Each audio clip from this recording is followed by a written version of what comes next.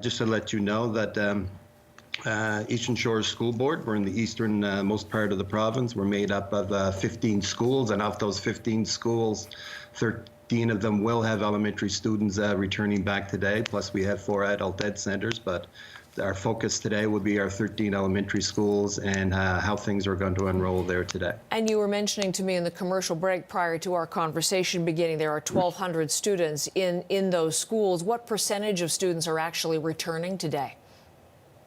Just about 30% of the students. It varies from school to school and from region to region.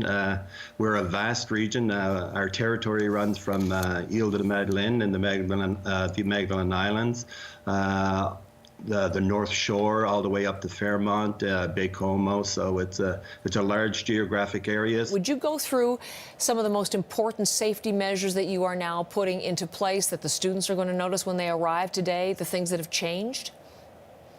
Well, the first thing, when the students arrive to the bus, a typical 72-passenger bus will only carry 12 students this morning, so there could be multiple runs in order to get all our students. So the kids are sitting in every second seat on the bus, so that will give us 12 students on the bus. And prior to entering the bus driver is given a list of questions that he would direct to each of the students, basically a list of symptoms. Do you have a cough, fever, whatever? If they present or they indicate that they do not have any of these symptoms, they would be permitted on the bus. The same protocol when they arrive at the school.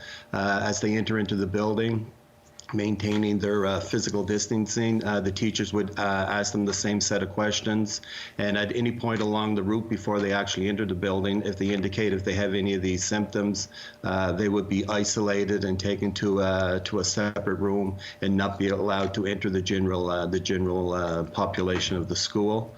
And then if during the school day, the same idea. If a child presents any of these symptoms as well, they would be isolated. Each of the schools has an emergency kit, and within the emergency kit, there's a list of things like a smock, a visor and/or goggles for the teachers, face masks, gloves, etc., to isolate the child in a separate room, go through verify whether he actually has symptoms or whatever the case may be. Mr. Wood, can I jump in? As you're telling us about the extensive screening and questions that they're going to ask, we're looking at pictures as well. We can see the physical changes that have happened. We know the class size is capped at 15, for example, and there's clear markings on the floor for where, the desks are spaced out and where they're supposed to stand to make sure the physical distancing. Will the children be wearing masks, or the teachers be wearing masks?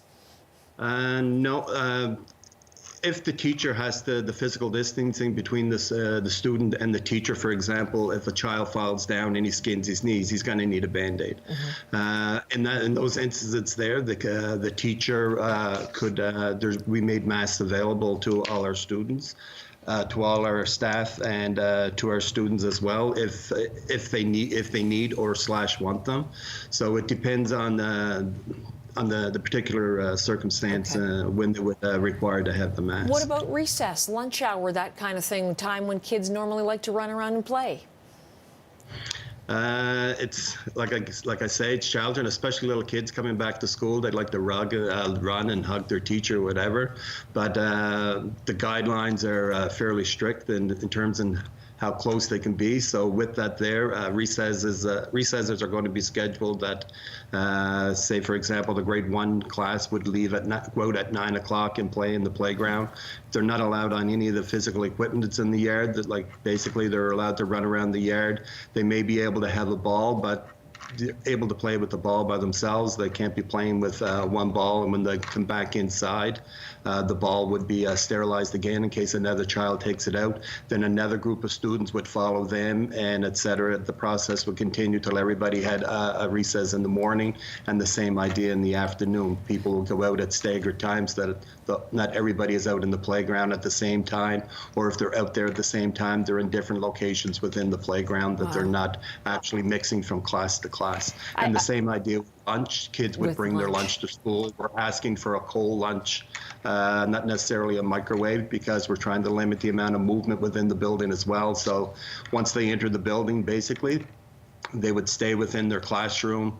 They would do their schoolwork in there. They would have their lunch in there. The only time they'd really be out and around is when they're going outside for their recess period. So listening to all of that, I'm struck by two things. Number one is something that we have heard from many parents as we've taken viewer questions over these last weeks. And one is they just think, how on earth are little kids going to be able to adhere to these rules? I mean, do you think they will stick to the guidelines and stick to what they have to do?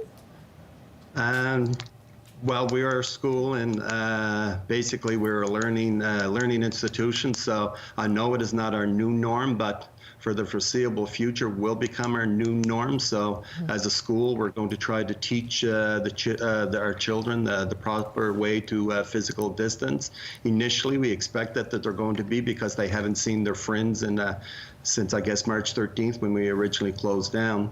So they're going to want to go and see their friends, etc. But the teachers keeping that in mind, keep reminding the students that they shouldn't be within 2 meters of each other. So over the course of the next week and 2 weeks, we expect it to get better and better, but we're not naive enough to think on the very first day kids are going to be kids, and they're going to want to play with their friends and socially be together with them. But we're going to try to discourage it without being punitive.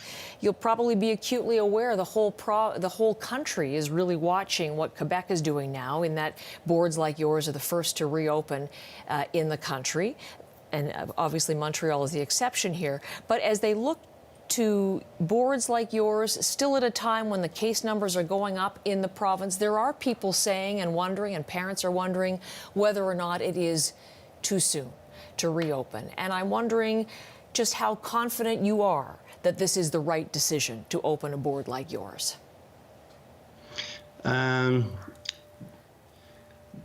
Right now, when we're going to open up, we have two chances. We have a chance to get it right, and we have a chance to get it wrong. But when we look long-term down and we're looking to September, it's not necessarily. We're probably more than likely going to be in the same scenario. So at this time of the year, coming back, I know it's not a long period of time, but if we can get an opportunity to see what it's actually going to be like over this short time, and then when we recess in June for the remainder of the summer, it gives us a little bit more information, what went right, what went wrong, so we can maybe better prepare for the students when they come back in September, because come September we may also be receiving back the secondary students. So right now we're starting at a small scale, hopefully, and like we say, we're only got 30% of our students coming back, so we're able to practice on all these measures and strategies that we put place in our schools. So hopefully we'll have a better idea come September on how this is all going to work out for us.